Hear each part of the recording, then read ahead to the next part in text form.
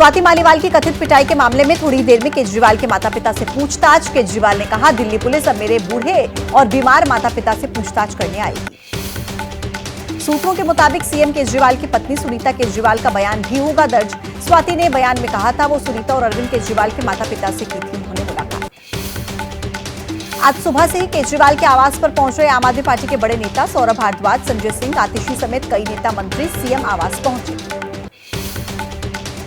संजय सिंह ने कहा, राजनीतिक दुर्भावना में इतने आगे बढ़ गए पीएम कि बुजुर्ग बीमार मां बाप को भी कराना चाहते हैं प्रताड़ित, जनता लेगी अपमान का बदला।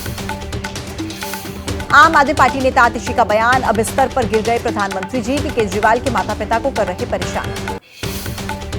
स्वाति मालीवाल का आरोप, जिनके ड्राइंग रूम में मुझे पीटा गया वो कह रहे हैं कि उन्हें इस मामले में निष्पक्ष जांच चाहिए, इससे बड़ी विडंबना क्या होगी।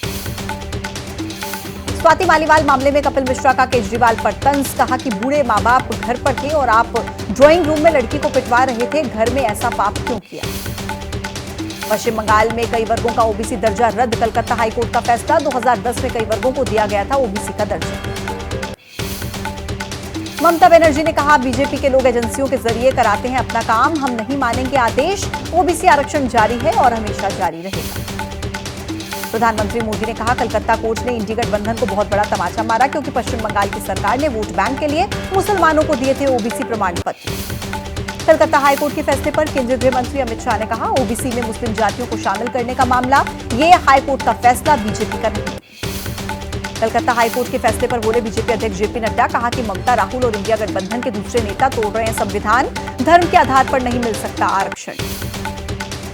पश्चिम चंपारण में तेजस्वी ने बीजेपी पर लगाया संविधान बदलने की तैयारी करने का आरोप, कहा कि लोग आरक्षण खत्म करने की तैयारी में लगे हैं। छपरा में आरजेडी की प्रत्याशी रोहिणी आचार्य पर भी केस दर्ज, बीजेपी कार्यकर्ता की शिकायत पर गैर जमानती धाराओं में दर्ज किया गया केस।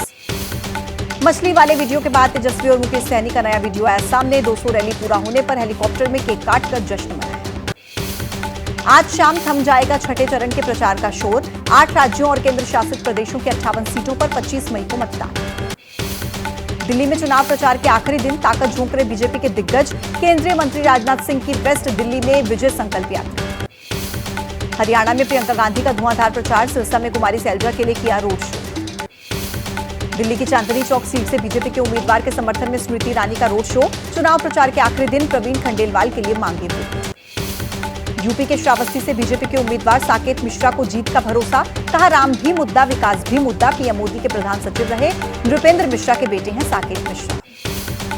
पीएम मोदी आज हरियाणा और पंजाब में करेंगे जनसभाएं, दोपहर को 2 बजे हरियाणा के भिवानी, महेंद्रगढ़ में और शाम को 4:30 बजे पंजाब के पटियाला में करेंगे रैली।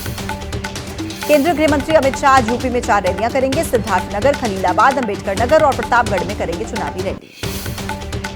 आज ओडिशा में 4 जनसभाएं करेंगे बीजेपी के अध्यक्ष जेपी नड्डा, मयूरभंज, भद्रक, जाजपुर और जगत सिंहपुर में करेंगे रैली। दिल्ली में आज कन्हैया कुमार और उदित राज के लिए प्रचार करेंगे कांग्रेस के नेता राहुल गांधी, दिलशाद गार्डन और मंगोलपुरी में करेंगे रैली।